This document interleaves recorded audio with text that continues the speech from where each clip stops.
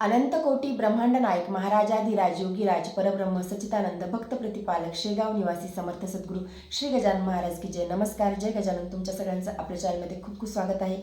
उद्या आहे गुरुपौर्णिमा आणि गुरुपौर्णिमाचा जो दिवस आहे तो आपल्यासाठी अत्यंत खास आहे, कारण की याच दिवशी आपण श्री गजानन महाराजांच्याबद्दल कृतज्ञता व्यक्त करू शकतो आणि श्री गजानन महाराजांना आपण गुरुपद देखील याच दिवशी गुरुपौर्णिमेच्या दिवशी फक्त एकच दिवस असा असतो की आपण त्या दिवशी महाराजांना आपलं गुरुपद देऊ शकतो.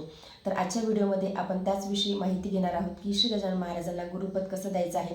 कालचा व्हिडिओ मी तुमच्यासोबत जो शेअर केला होता त्यामध्ये श्री गजानन महाराजांचा अभिषेक कसा करायचा आहे, महाराजांना नैवेद्य काय द्यायचं आहे, त्यासोबतच आरती कुठली करायची आहे याबद्दलची संपूर्ण माहिती मी तुमच्यासोबत शेअर केली होती. त्यामध्ये अजून एक सांगते की तुमच्याकडे जर का श्री गजानन महाराजांचं मूर्ती असेल समजा तर त्यावरती तुम्ही अभिषेक करा, परंतु जर का फोटो असेल तर मग फोटोला तुम्हाला पुसून वगैरे स्वच्छ करून त्यावरती फुलं गंध अक्षता अर्पण करूनच नंतरच तुम्ही श्री गजानन महाराजांची पूजा करू शकता. त्यासोबतच तुम्हाला जर का पारायण करायचं असेल श्री गजानन विजय ग्रंथाचं तर मला असेही कमेंट होत्या की संपूर्ण एका बैठकीमध्ये वाचायचं आहे की उठलं तर चालते का. तर आपण गुरुपुष्य अमृत योगावरती जसं पारायण करतो की संपूर्ण एका बैठकीमध्येच आपल्याला ते पूर्ण जे पारायण आहे ते 21 अध्याय घ्यायचे असतात गुरुपुष्य अमृत योगावरती, कारण गुरुपुष्य अमृत योगाचं श्री दासगणू महाराजांनी श्री गजानन विजय ग्रंथामध्ये तेवढं महत्त्व सांगितलं आहे की गुरुपुष्य अमृत योगावरती एक आसनी बसूनच एका बैठकीमध्येच आपल्याला पारायण करायचं असते. परंतु इतर जेव्हा आपण पारायण करतो त्यावेळी आपल्याला एका बैठकीमध्ये नाही बसलं तरी सुद्धा चालते. उद्या पौर्णिमा दिवसभर आहे, म्हणजे रात्री 8 सव्वा 8 वाजताच्या नंतर पौर्णिमेची समाप्ती होणार आहे उद्या. तर मग तुम्ही दिवसभरामध्ये सकाळपासून तर अगदी सायंकाळपर्यंत तुम्ही 8 वाजेपर्यंत तुम्ही तुमचे 21 अध्यायाचं पठण करू शकता. म्हणजे तुम्ही डिवाईड करून घेऊ शकता की 3-3 किंवा 4-4 अध्यायाचं वाचन करायचं आहे, मग उठायचं आहे.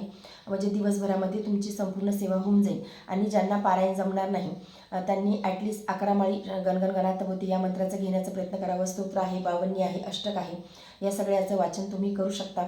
महाराजांच्या आवडीचा नैवेद्य आवर्जून दाखवा. पिठलं भाकरीचा नैवेद्य बनवा.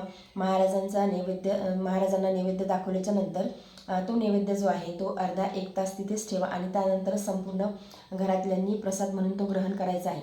तर या पद्धतीने महाराजांच्या आपल्याला सेवा करायची आहे, आरती करायची आहे. आणि आरतीमध्ये तुम्ही अगोदर गणपतीची आरती करा, नंतर महाराजांची आरती करा आणि या दिवशी तुम्ही आवर्जून पंचारती करण्याचा प्रयत्न करा, कारण असे जे शुभ दिवस असतात, शुभ तिथी असतात, या दिवशी आवर्जून आपण पंचारती करण्याचा प्रयत्न करावा. आता आपल्या जीवनामध्ये गुरु का महत्त्वाचा असतो. सगळ्यात अगोदर तर आपले आईवडील आपले गुरु असतात, कारण ते आपल्याला बोट धरून चालायला शिकवतात. आपल्याला जगामध्ये चांगलं वाईट सगळ्या गोष्टी आपल्याला ते शिकवत असतात. जेव्हा आपण शाळेमध्ये जातो त्यावेळी आपले जे टीचर असतात पासून बालपणापासून असो किंवा मग ते कॉलेजपर्यंतचे असो, हे सगळे आपल्या जीवनामध्ये वेगवेगळे गुरु हे येत असतात. आणि आपले आध्यात्मिक गुरु जे असतात ते म्हणजे आपले श्री गजानन महाराज.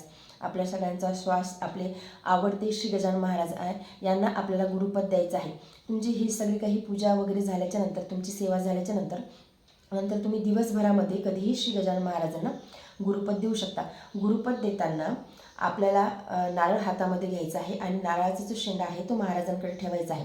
आता गुरुपद का द्यावं हे देखील एक महत्त्वाचं आहे की आपण श्री गजानन महाराजांना गुरुपद का द्यायचं आहे. महाराज तर आपलं सर्व काही आहे, महाराज आपल्या हृदयामध्ये विराजमान आहेत.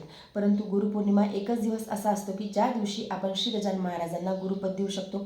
तसे तर ते आपले गुरुच आहेत. आणि एक जर त्यामध्ये तुम्हाला जर अजून एक सांगायचं झालं तर आपण कोणीच नाही आहोत की आपण श्री गजानन महाराजांना आपलं गुरु मानावं, परंतु महाराजांनी आपल्याला आपलं मानलेलं आहे, कारण की आपण श्री गजानन महाराजांची सेवा करत आहोत, भक्ती करत आहोत. तर ऑब्वियस गोष्ट आहे की महाराजांनी आपल्याला आपलं मानलेलं आहे, आपलं काहीतरी पूर्व संस्कृत आहे, त्यामुळेच आपण महाराजांची भक्ती करत आहोत. नाहीतर आपण इतरत्र आपल्या आजूबाजूला लोक बघतो की ते श्री गजानन महाराजांची भक्ती करतात का किंवा अन्य ते कुठल्याही देवतांची ते भक्ती करत नाही. ते यासाठी की ते पूर्व संस्कृत असावं लागते. महाराजच डिसिजन घेतात की कुणाला माझा शिष्य बनवायचा आहे किंवा मी कुणाचा गुरु बनणार आहे. परंतु महाराज आपल्या जीवनामध्ये आहेत याचा अर्थ असा आहे की महाराजांनी आपल्याला स्वीकारलं आहे, त्यामुळे आपलं देखील कर्तव्य आहे महाराजांबद्दल कृतज्ञता व्यक्त करणं हे आपलं कर्तव्य आहे. त्यामुळे आपल्याला श्री गजानन महाराजांना गुरुपौर्णिमेच्या दिवशी गुरुपद द्यायचं आहे. गुरुपद तुम्ही दिवसभरामध्ये पौर्णिमेच्या समाप्तीपर्यंत तुम्ही कधीही देऊ शकता.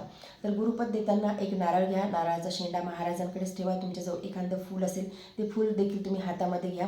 अगोदर गुरुर् ब्रह्मा गुरुर्विष्णू गुरुर्देव महेश्वरा गुरुर साक्षात परब्रह्म तस्मै श्री गुरुवे नमः हा मंत्र म्हणा आणि त्यानंतरच मग तुम्ही महाराजांना गुरुपद द्या. आता गुरुपद देताना वेगवेगळ्या गोष्टी तुमच्या मनामध्ये ज्या असतील त्या गोष्टी तुम्ही बोलून दाखवू शकता. पण मी तुम्हाला एक सांगते की गुरुपद कशा पद्धतीने द्यावं.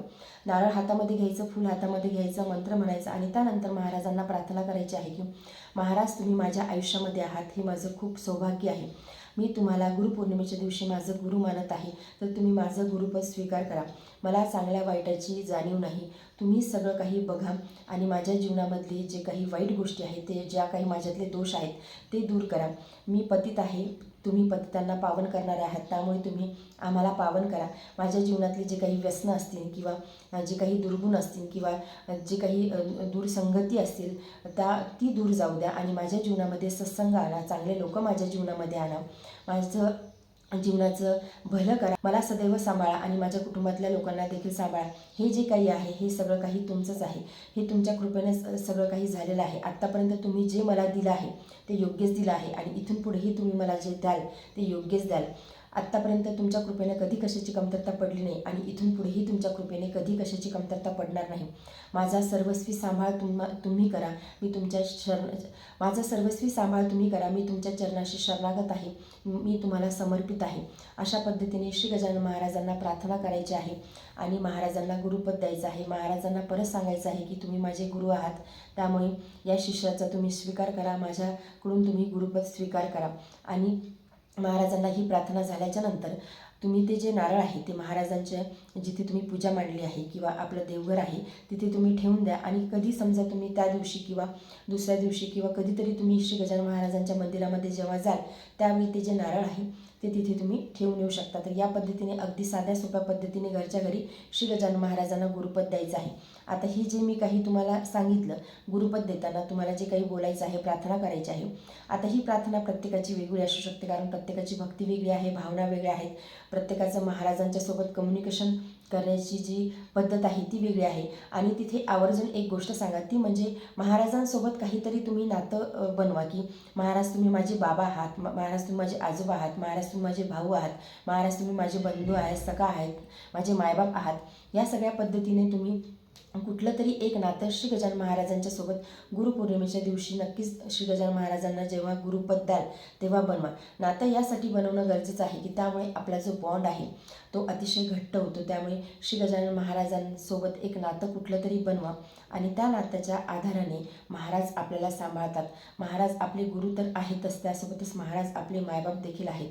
त्यामुळे गुरुपौर्णिमेच्या दिवशी तुम्ही या पद्धतीने महाराजांना गुरुपद द्या, अगदी साध्या सोप्या पद्धतीने.